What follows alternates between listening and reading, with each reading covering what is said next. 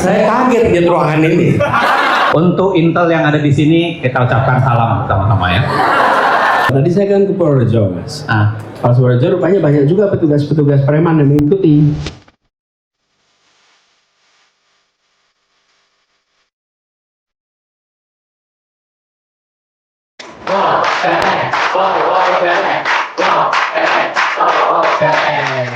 Jadi teman-teman sekalian, sore ini saya dapat tugas kembali ke kampus bicara masa depan pemerintahan negara hukum dan demokrasi. Walaupun sebenarnya teman-teman sekalian, kalau buat yang hadir di sini, barangkali lebih penting untuk bicara masa depan orang yang tanpa koneksi. Ya, karena kalau masa depan orang yang punya koneksi udah jelas, betul kan? Tapi masa depan yang tanpa koneksi, nah itu yang perlu demokrasi, perlu meritokrasi, dan perlu kita tata sama-sama. Saya ingin sampaikan terima kasih dulu Pak Yanja Rizona tadi sudah memberikan pengantar, juga para dosen semua, Sivitas Akademika, semua fakultas hukum. Senang bisa kembali ke Jahmada. Dan kami ini tetangga kampus sebetulnya. Saya dulu kampusnya di Fakultas Ekonomi, menyeberang filsafat, warungnya Bonbin. Masih sama ya Bonbin ya? Ya, itu sekaligus tempat perjumpaan kalau pengen punya masa depan di lintas fakultas. Nah, teman-teman sekalian, tema ini itu tema yang menarik dan relevan sebenarnya dengan kita sekarang. Kita sudah melewati satu fase demokrasi lebih dari 25 tahun. Dan di banyak negara, ketika sudah melewati fase lebih dari 4 dekade, pada saat itu sebuah sistem itu diuji oleh kepuasan publik. Apakah sistemnya deliver atau tidak, sesuai harapan atau tidak.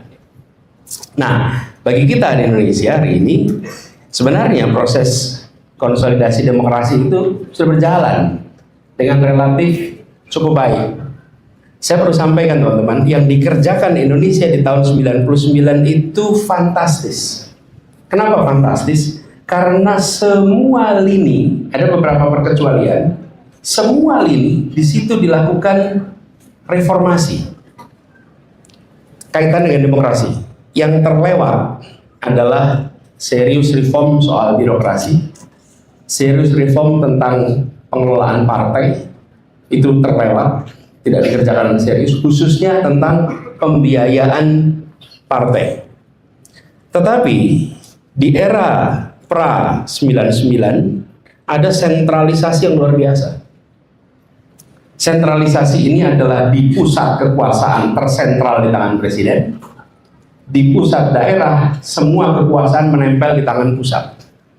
Di banyak negara ketika melakukan demokratisasi, dia hanya melakukan demokratisasi institusi level nasional. Di Indonesia yang dikerjakan adalah demokrasi di level pusat, di mana kekuasaan yang semula menempel di satu institusi kemudian disebar, legislatif, eksekutif, yudikatif relatif diberikan kesetaraan, lalu pusat daerah mengalami bukan hanya dekonsentrasi, bukan hanya desentralisasi, tapi devolusi. Nah, devolusi itu adalah fase yang paling jauh dari satu reform, dan itu dikerjakan bersama-sama. Dan saya harus katakan itu sesuatu yang minim dikerjakan di banyak negara. Biasanya desentralisasi saja tanpa demokratisasi, atau demokratisasi saja tanpa desentralisasi. Di Indonesia dikerjakan dua-duanya relatif ekstrim. Dan ini terjadi di saat kita sedang mengalami krisis ekonomi. Teman-teman, krisis ekonomi itu di ujung ya. Di awalnya pada waktu itu namanya krisis, namanya currency crisis. Itu krisis mata uang. Bergeser menjadi monetary crisis, bergeser menjadi financial crisis, baru menjadi economic crisis. Jadi economic crisis itu di ujung. Di awalnya waktu itu currency crisis. Jadi jangan langsung jadi satu nih. Nah, apa yang terjadi teman-teman? Menghadapi pressure yang luar biasa. Saya mau pinjam whiteboard nih. Kan lagi jadi dosen. Pinjam ya. Teman-teman, kalau disebut ya, kalau digambarkan sebagai sebuah proses, di sini adalah pembangunan ekonomi, di sini adalah pembangunan politik atau demokrasi,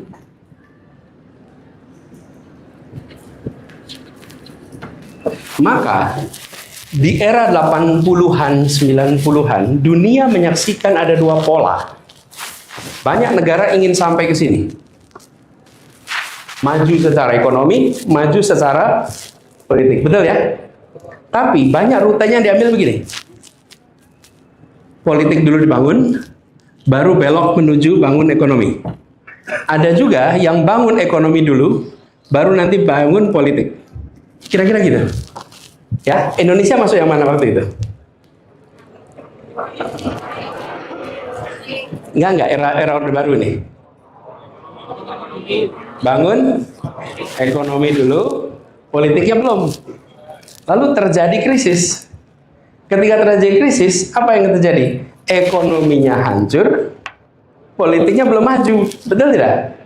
Apa yang harus dilakukan? Harus mengerjakan dua-duanya bersamaan. Rakyat tidak mau hanya ekonomi saja, demokrasi nggak dikembalikan, nggak dibangun. Jangan sini kelihatan nggak nih? Oh, pakai itu aja ya. Ada kamera. Anda bantu ya, lihat sini ya. Lihat di situ. Ini indahnya teknologi. Dan bukan AI.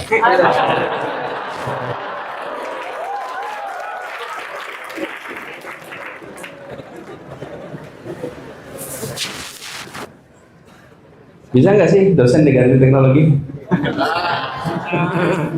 Bisa nggak dosen diganti teknologi, teman-teman? Bisa nggak? Ada yang percaya bisa? Kalau bisa coba acungkan tangan. Ini Pak Uceng, tolong dicatat Pak Uceng.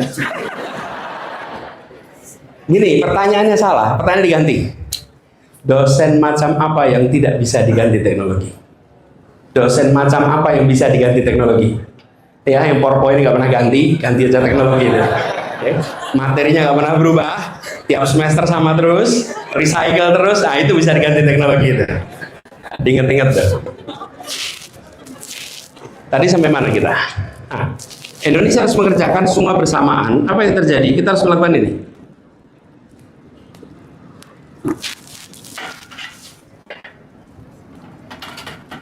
Saya pakai warna lain ya. Kalau bisa mintain warna merah. Kalau ada. Jadi teman-teman, di tahun 99 ketika reform, rakyat menuntut demokrasi. Pada saat yang bersamaan, rakyat juga menuntut perbaikan ekonomi. Jadi Indonesia harus mengerjakan dua-duanya bersamaan. Pada saat kita harus mengerjakan dua-duanya bersamaan, pada saat itu tidak mungkin kapasitas negara mengerjakan dengan urusan sebesar ini. Sabang sampai Merauke yang sebesar itu. Apa yang terjadi? Dilakukan desentralisasi. Sehingga beban untuk mengerjakan kedua ini dipisah dengan daerah. Kecuali 7 urusan dipegang pusat, sisanya diserahkan kepada daerah. Kenapa? Teman-teman sekalian, walaupun saya tidak yakin pada waktu itu dipikirkan dengan serius seperti ini, tapi saya menginterpretasikan ini sebagai cara Indonesia pada masa itu mengelola beban yang mendadak besar sekali. Dua-dua itu dikerjain. Nah, pada saat dua-duanya dikerjakan, ini teman-teman, membangun demokrasi dalam waktu yang relatif singkat, ekonomi strukturnya sudah ada, sudah berjalan dengan baik.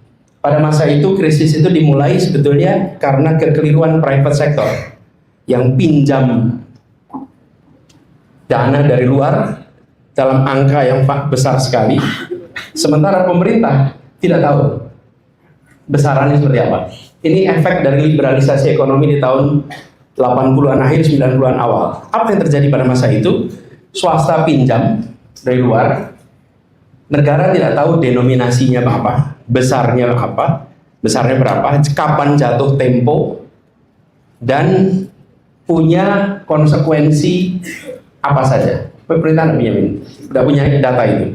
Nah, ketika dikembalikan teman-teman, ekonomi kita relatif ada struktur, tapi di demokrasi pada waktu itu kita tidak punya, kecuali elektoral demokrasi.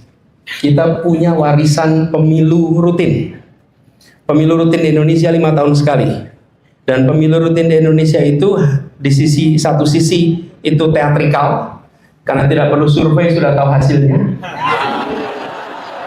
Kayaknya mirip ya. Nggak usah survei udah tahu hasilnya tuh. Nah, kemudian masuk demokratisasi. Ini yang membuat Indonesia lebih baik daripada negara Eropa Timur, Amerika Latin, ataupun Arab Spring di Timur Tengah. Apa yang membedakan? Karena bangsa Indonesia berlatih demokrasi 5 tahunan. Saya istilahkan berlatih. Kenapa? Dengan TPS lebih dari 750.000 menjalankan elektoral demokrasi itu perlu pengalaman. Kenapa? Karena dikerjakan oleh rakyat. Di Timur Tengah tidak punya pengalaman, di Eropa Timur tidak punya pengalaman, di Amerika Latin tidak punya pengalaman. Jadi ketika mereka melakukan elektoral demokrasi yang benar, free and fair election, pada saat itu banyak yang tumbang. Bukan karena tumbang apa-apa, karena tidak mampu untuk menyelenggarakan dengan baik dan benar. Nah kita, era Pak Harto dilatih 5 tahunan. Nyoblos, pulang, duduk, dengarkan hasil. Walaupun hasilnya sudah tahu kan. Lalu penyelenggara juga tahu yang jadi saksi tugasnya apa, yang jadi yang berkampanye tugas, semuanya udah tahu karena latihan itu. Nah, apa yang terjadi teman-teman? Untuk proses elektoral kita siap, tetapi untuk proses perancangan atas sistem demokrasi kita nggak siap.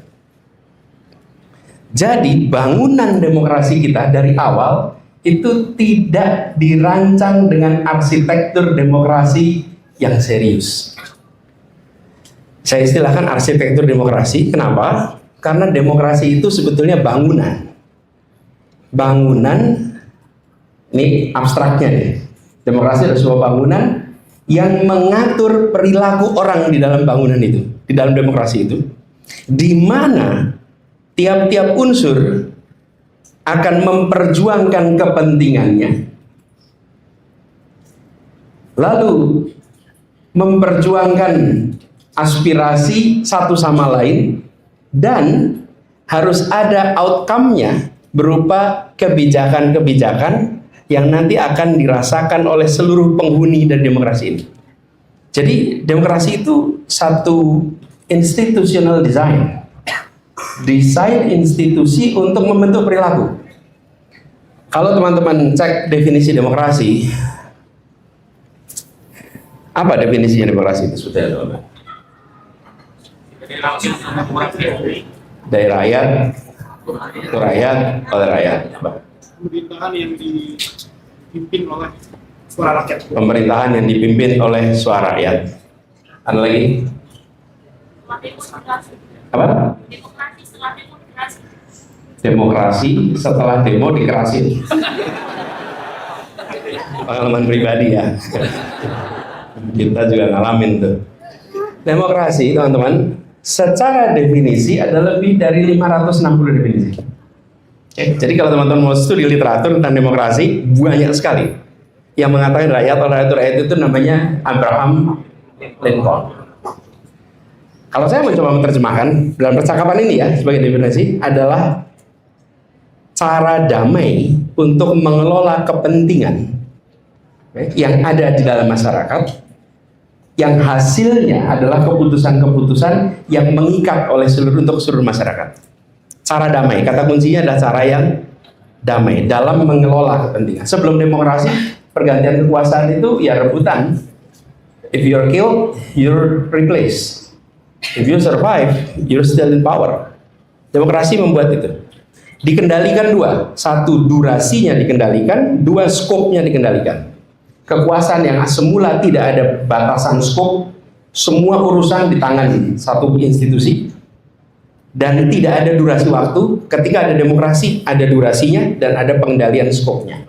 Nah, itu yang membuat demokrasi menjadi berbeda. Dalam konteks kita di Indonesia, pada saat itu kita merancang reform demokrasi, tapi kita tidak menyusun arsitekturnya dengan serius. Jadi kita hanya mengkoreksi dari era Orde Baru. Pemilu yang semula dibatasi 3 partai jadi banyak sekali. Berapa partai ikut pemilu tahun 99? 48. Dari 3 jadi 48. Yang mendaftar lebih dari 100. Tapi bisa ikut 48. Jadi kita lakukan liberalisasi, tetapi tadi saya katakan pengelolaan partai, pendanaan partai kita nggak reform di situ.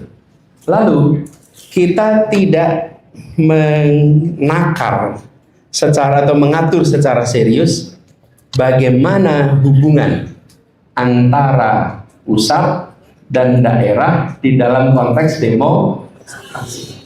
Banyak kita lakukan devolusi, tapi setelah devolusi tidak ada institutional design yang serius menangani itu. Jadi teman-teman sekalian, ketika 25 tahun kemudian kita merefleksikan demokrasi kita, menurut saya salah ini yang penting untuk kita seriusi untuk dilakukan upgrading atas demokrasi kita adalah bagaimana kita melihat kekurangan selama 25 tahun ini untuk melakukan upgrade atas sistem demokrasi kita. Kenapa saya katakan upgrade? Karena kecenderungan ya teman-teman, ketika kita menyaksikan kekurangan demokrasi, lalu kita mengatakan ada masalah dengan demokrasi. Kita harus bergeser ke pendekatan yang lebih otoriter. Nah, pendekatan otoriter, saya dengar beberapa pejabat merujuk Tiongkok. Coba lihat di Tiongkok gitu. Sistem satu partai, non demokrasi, ekonomi maju. Itu namanya cherry pick. Cherry pick itu apa ya? Cherry pick itu apa? Milih contoh. Milih contoh. Kenapa contohnya nggak Korea Utara? Nah iya, itu kan juga non demokrasi, bukan? Kenapa nggak contohnya Myanmar? Myanmar juga bukan demokrasi. Jadi kalau mau ngasih contoh non demokrasi, jangan hanya Tiongkok, ada Myanmar, ada Korea Utara, ada Kuba. Ada banyak contoh-contoh non-demokrasi, non-performing. Tapi kita sudah menyaksikan, teman-teman, dalam perjalanan umat manusia 350 tahun terakhir ini di seluruh dunia, bangsa-bangsa yang berhasil melakukan reform sehingga mencapai kesejahteraan ekonomi dan kemandirian secara politik yang sehat adalah satu, cirinya nih, satu, dia mengadopsi sistem pasar dengan segala macam regulasinya. Yang kedua, dia mengadopsi sistem demokrasi yang menghargai pada kebebasan. Yang ketiga, dia memberikan serius investasi pada pengembangan kualitas manusia. Yang keempat, dia menyiapkan sistem jaminan sosial yang komprehensif. Yang kelima, dia menyiapkan satu sistem pengelolaan tenaga kerja yang komprehensif. Ini contoh. Itu ada bukunya, teman-teman. Kalau teman-teman mau lihat nanti, kalau nggak salah namanya social market capitalism. Itu melakukan observasi lintas negara selama 350 tahun terakhir. Jadi ketemu tuh di situ. Jadi bagi kita sekarang di Indonesia, kita perlu lakukan koreksi apa-apa saja yang dianggap kurang. Nah, inilah PR kita, teman-teman. Bagi teman-teman fakultas hukum, fakultas ekonomi, FISIP, mereview variabel-variabel apa yang sekarang dirasa kurang. Apa yang harus dikoreksi dari yang sekarang ada.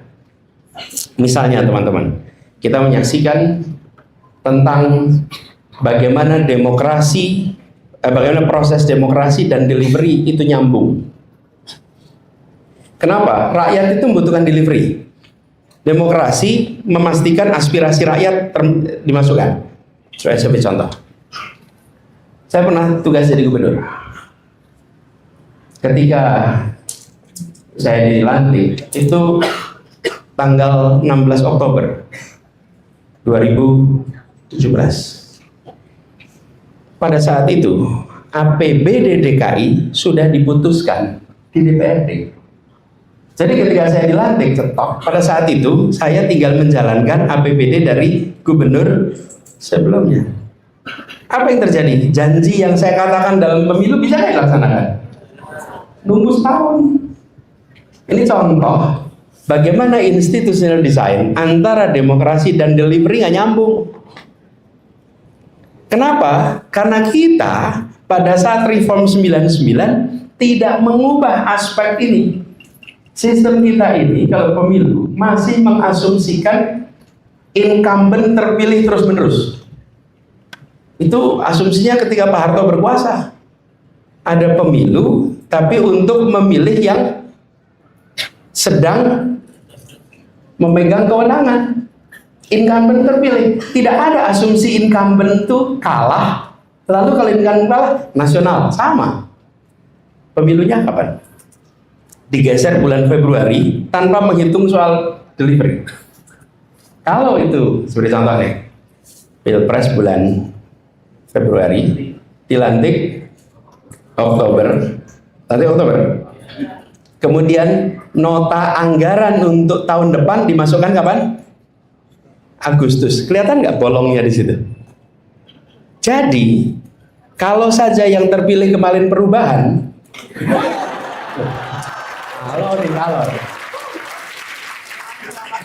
kalau yang pilih perubahan, kebayang nggak rumitnya perubahan itu?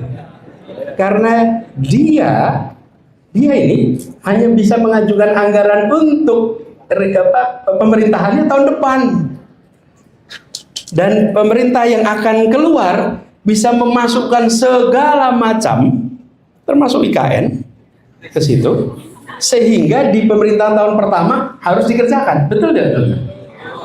Ini contoh yang saya maksud tadi. Demokrasi yang sekarang sedang kita temukan banyak masalah. Jangan, do not simply kill the democracy, tapi upgrade hal-hal yang meleset. Tapi coba kalau begini, ilustrasi nih, pemilihan bulan Februari, lalu pelantikannya, misalnya nih, pelantikannya menjadi bulan Mei, mengajukan anggaran Agustus, kira-kira sensibel tidak? Ini contoh, tentu ini bukan usulan, ya. Ini adalah ajakan untuk kita berpikir bagaimana kita mengkoreksi proses demokrasi dan delivery supaya dia match. Ini yang saya maksud dengan arsitektur. Bahwa aturan mainnya dirancang untuk membuat demokrasi itu deliver. Aturannya dibuat untuk memaksa agar semua yang berada dalam sistem pemerintahan itu berorientasi pada delivery. Nah, begitu juga dengan pemerintah daerah. Teman-teman, pemerintah daerah lebih kasihan lagi. Karena baru dilantik bulan Februari. Penentuan-penentuan itu semua, itu adalah nitty-gritty-nya yang membuat demokrasi itu berfungsi dengan baik atau tidak.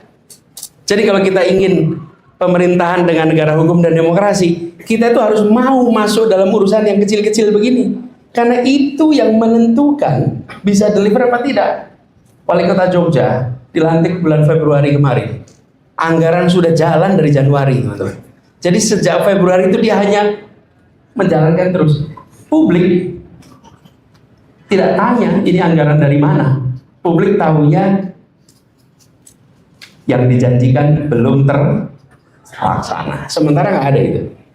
Jadi teman-teman, ini satu hal yang menurut saya penting sekali. Lalu yang berikutnya, ini kaitannya dengan kepastian hukum, teman-teman. Ketika kita bicara tentang kepastian hukum, bagaimana pemegang kewenangan yang menjalankan kekuasaan itu secara bertanggung jawab menjaga aturan main tetap berada di dalam garis kepentingan publik, menjaga konstitusi, dan menghadirkan rasa keadilan. Kalau demokrasi, di dalamnya tidak berisi orang yang punya komitmen pada demokrasi. Bisa jadi ada istilah demokrasi itu one man one vote. Pernah dengar ya? one woman one vote, tapi istilahnya one man one vote. Yang dikhawatirkan begini, one man one vote one time. Oke, there is no second time. Kenapa? Karena peristiwanya adalah yang menang lewat proses demokrasi justru mengambil alih demokrasi dan menjadikannya semi otoriter atau bahkan menjadi otoriter, dan itu sudah kejadian di banyak tempat. Ada banyak kejadian itu. Karena itulah penting sekali, dan di dalam konteks ini memberikan kepastian hukum menjadi sangat mendasar. Kalau ada yang mau mengkaitkan kepastian hukum ini dengan kegiatan ekonomi, maka kepastian hukum itu barangkali adalah investasi paling murah untuk menghadirkan kemajuan. Nggak perlu baik kampanye ke sana sini untuk cari investor. Bereskan tentang kepastian hukum, itu orang berbondong-bondong akan mau melakukan kegiatan di Indonesia. Dan sekarang banyak yang tidak mau melakukan kegiatan usaha di Indonesia. Kenapa? Karena masalah kepastian hukum. Selama berusaha harus punya komisaris yang ada kaitannya dengan kekuasaan, direksi kaitan kekuasaan, maka dia tidak bisa akan menjalankan usahanya dengan benar. Ini akan selalu menjadi masalah ke depan. Karena itulah membereskan soal ini menjadi penting. Hukumnya bersifat jelas, tetap bisa diakses publik semuanya. Kemudian putusan-putusan yang dijalankan oleh pengadilan adalah putusan yang memberikan rasa keadilan. Dan kita barusan menyaksikan kemarin 3 minggu lalu kasus Tom Lembong yang kemudian menjadi perhatian kita semua. Dan ini pesan, teman-teman, yang harus muncul dari sebuah negara demokrasi. Negara demokrasinya menghasilkan aturan-aturan main yang memiliki kepastian dan menghadirkan kepada semua rasa tenang, rasa aman. Jadi kalau saya melihat ke depan, prospek kita cukup baik. Apalagi orang-orang yang mau memperjuangkan demokrasi hari ini masih kuat. Tetapi kita juga menyaksikan kecenderungan untuk mengubah aturan-aturan main yang bisa melemahkan demokrasi. Kita melihat kecenderungan ini. Dan peristiwa-peristiwa yang terjadi beberapa tahun terakhir menggambarkan keputusan-keputusan yang memiliki kekuatan hukum tetapi tidak mengikuti proses yang wajar dalam sebuah demokrasi. Beri contoh, undang-undang apa omnibus namanya resminya, Cipta Kerja, undang-undang Cipta Kerja, yang sekarang kemudian kita saksikan itu luar biasa. Undang-undang Ibu Kota Nusantara, IKN. Saya bisa sebut, teman-teman lebih tahu apa saja produk-produk itu. Proses ini, teman-teman, yang seharusnya dilakukan perdebatan, dilakukan percakapan publik sebelum menjadi produk hukum, yang sekarang terjadi jadi produk hukum dulu baru perdebatan dimulai. Dan karena itu sudah jadi produk hukum, perdebatan dimulai jadi politis. Kalau bagian dari pendukung pemerintah maka harus setuju, kalau bagian dari tidak mendukung pemerintah harus tidak, akhirnya menjadi politis. Debat yang objektif hilang. Teman-teman, ini PR yang harus kita garap sama-sama, dan saya masih sangat optimis bahwa unsur-unsur pro demokrasi di Indonesia akan ikut dan bisa menjaga demokrasi kita tetap berada di relnya. Walaupun kita menyaksikan beberapa waktu terakhir ini kecenderungan untuk derailing demokrasi itu ada. Nah, kalau boleh dibuat sederhana, teman-teman, saya sempat sampaikan demokrasi lagi-lagi banyak definisinya, tapi kalau mau disederhanakan, satu, ada pembagian kekuasaan yang serius, eksekutif, legislatif, yudikatif. Jangan ada eksekutifisasi legislatif. Jangan ada eksekutifisasi legis dan eksekutifisasi yudikatif. Ini 3 ini terjaga. Yang kedua, ada ruang untuk oposisi. Oposisi tidak dimatikan. Ini bukan formalitas ya. Apa sih mematikan oposisi itu? Kadang-kadang gini, oh boleh kok oposisi, tapi yang ikut oposisi nggak bisa dapat kredit di bank, nggak bisa ngurus izin-izin setengah mati. Akhirnya menjadi oposisi itu penderitaan.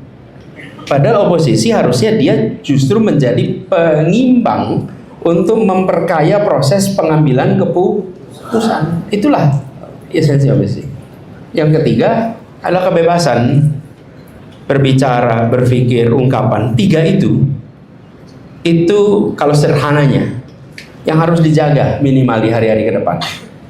Kalau menyangkut aturan main proses elektoral, menjamin elektoral demokrasi itu berjalan, minimal 3 juga dijalankan. 1 adalah aturan main terkait pemilu, terkait pemilihan itu gak diubah-ubah. Kalau aturan main diubah-ubah, ini tanda tidak sehat. Yang kedua adalah penyelenggara, hakim yang tidak diintervensi. Yang ketiga, lawan atau calon lawan tidak dihalangi untuk ikut pertandingan. Kadang-kadang cara yang ketiga itu efektif. Jangan boleh ikut. Nah, 3 itu yang membuat proses elektoral demokrasi itu terjaga. Nah, ini buat teman-teman catat bahwa ke depan bila ada tanda-tanda itu muncul, maka harus fight against it. Harus berjuang untuk menjaganya terkait elektoral dan terkait proses demokrasi. Pak Usek, sampai di sini dulu, kita diskusi selanjutnya. Terima kasih.